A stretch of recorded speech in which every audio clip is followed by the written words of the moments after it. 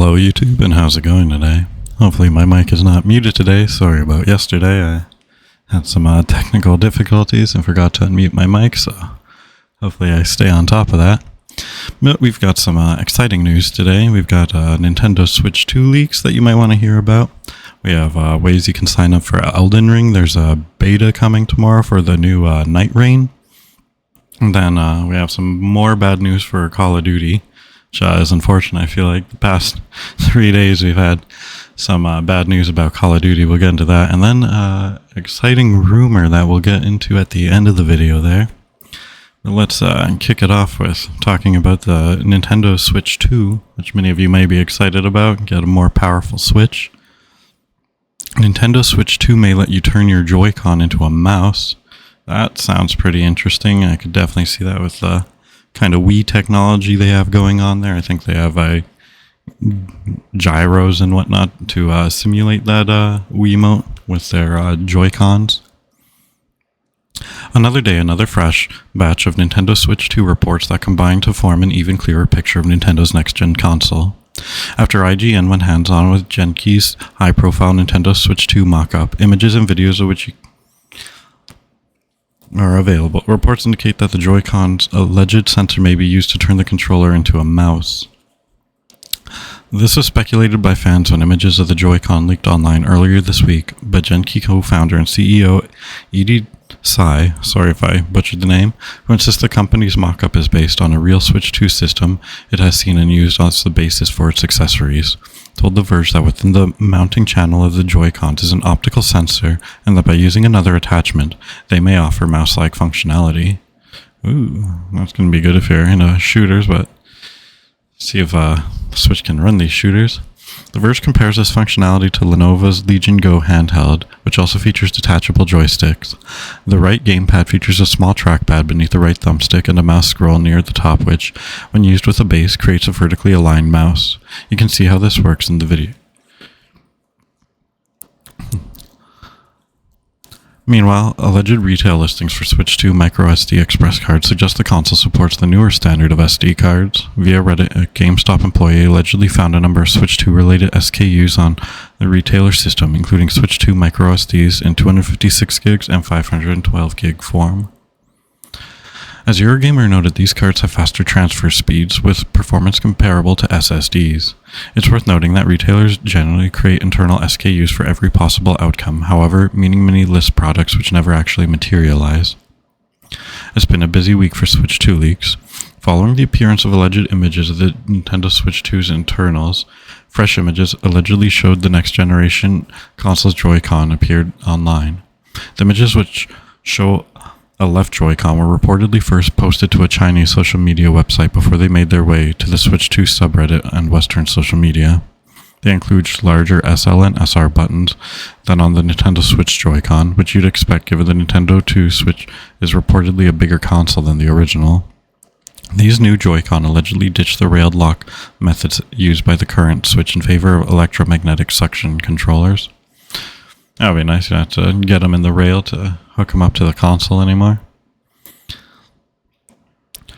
Last week, an image of what appeared to be the Switch's two internal components tallied with information suggested by previous image leaks that have helped give us a decent idea of what to expect from Nintendo's next-gen console. In September, unverified images, a mix of computer-aided designs, CAD images, and printed circuit board PCB photos that were said to have originated from a Chinese website before making their way onto Reddit depicted a device similar to the existing Switch console, but with a larger screen and magnetic Joy-Con. There was reportedly a USB-C port on the top and bottom of the console too. Accompanying the images was an alleged specifications list that mentioned 12 gigabytes of RAM. The original Switch has 4 gigabytes, so that's quite a leap. That's like 4 times the RAM right there. And 256 gigabyte of internal storage. The original Switch had 32 gigs. Again, a huge leap. There's a new C button on the right Joy-Con, allegedly, but no one seems to know what this is for. We also have a patent filed July 2023, but published for the first time last week, that describes AI image upscaling technology that would help keep video game download sizes small enough to fit on a physical game cartridge while offering up to 4K textures. Dang, Switch might be making some moves now.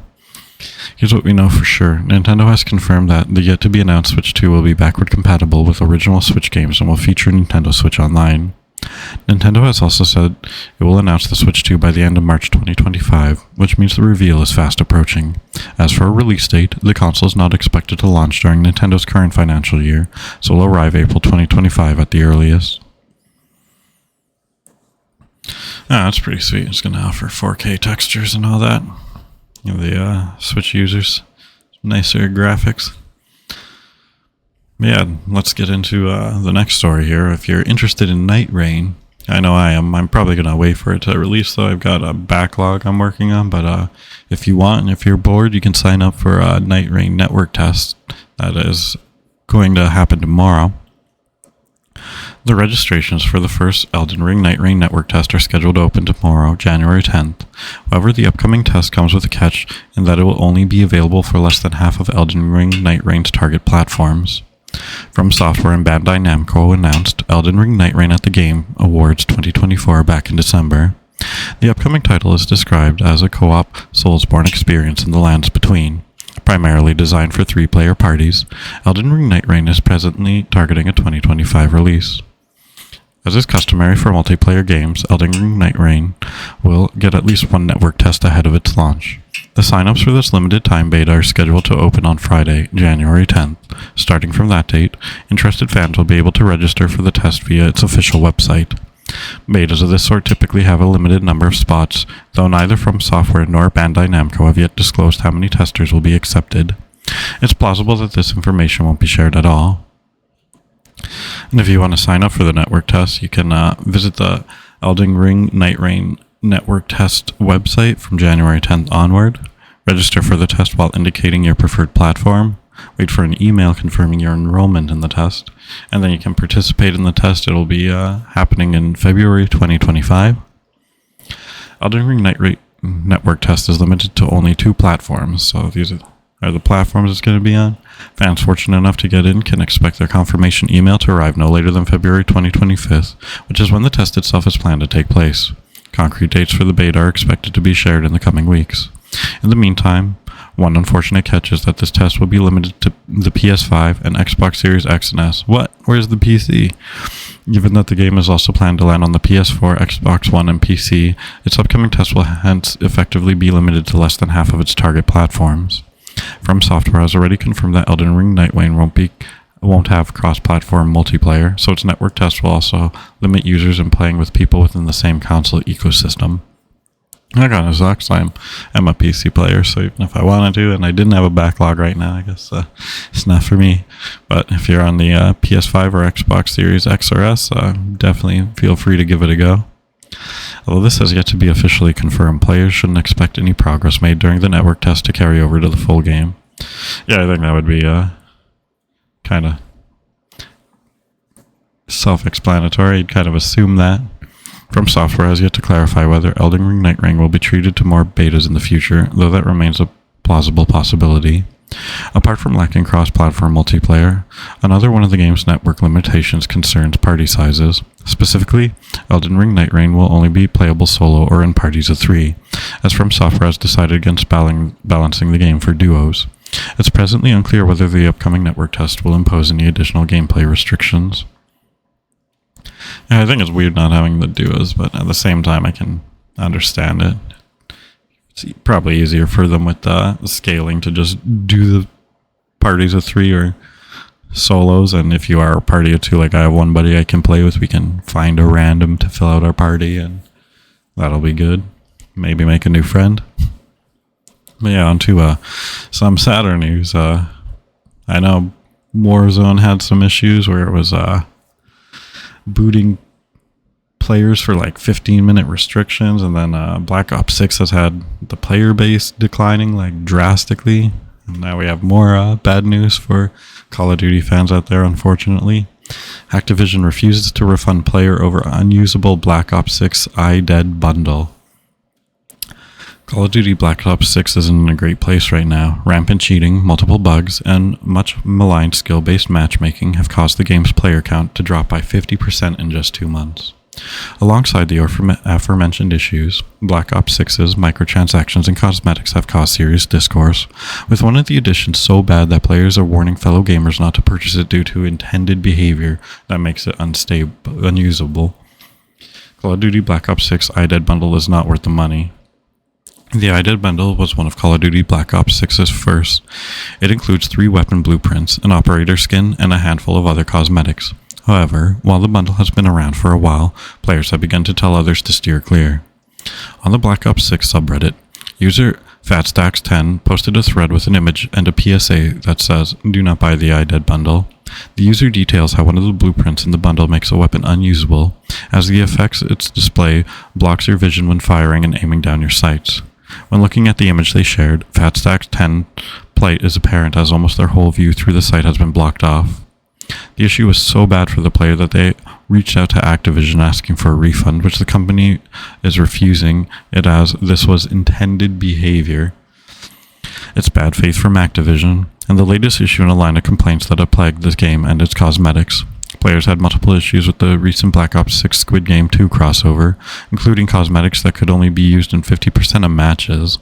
Alongside this, players have been disappointed with the quality and tact of some of the game's bundles, and have complained about the staggering costs if they were to purchase everything in the game.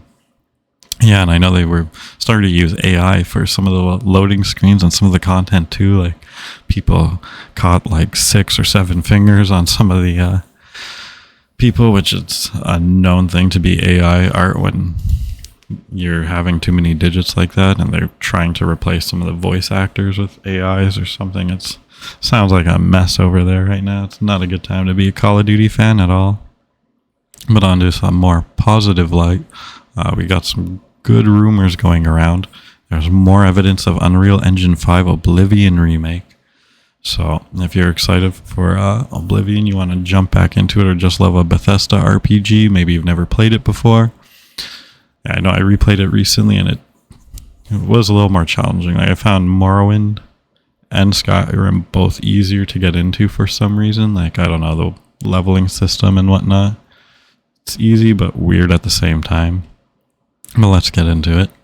Back in 2023, a Reddit user claiming to be the former Virtuos employer alleged that the studio was working on an Oblivion remake in Unreal Engine 5. Yeah, it's nice too, because everyone's constantly harping on Bethesda, like, you gotta change the engine, and they want to keep just modifying their engines. Now we might actually get to see a Bethesda game in a new engine and see the results. Is it gonna be good? Should they stick to their in-house engine? Shortly after, Microsoft documents were leaked during the FTC case over the Activision Blizzard King buyout, revealing that an Oblivion remaster was planned for fiscal year 2022. So at the very least, we know that Bethesda had plans to bring back Oblivion at one point. We haven't heard much about the project since, but as reported by True Achievements, Virtuous technical art director Oleksiy Moskvichenko's LinkedIn profile revealed that the company's Shanghai studio is developing an unannounced Unreal Engine 5 PS5 XSX PC remake. This could be the same Oblivion remake that the alleged former employee discussed.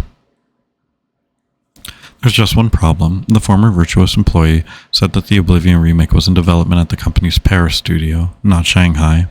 It's worth considering that this might not be Oblivion at all. Virtuos could be working on an entirely different remake. That being said, when the alleged former employee made their claims, it appeared to have been very early on in development. They weren't even sure if it was a remaster or remake by that point, so it could have been feasibly been passed to another studio in the years since.